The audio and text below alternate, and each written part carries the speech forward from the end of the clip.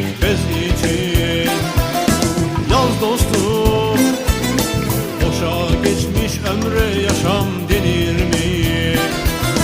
Yaz tahtaya bir daha, tut defteri kitabı, sarı çizmeli Mehmet Ağa.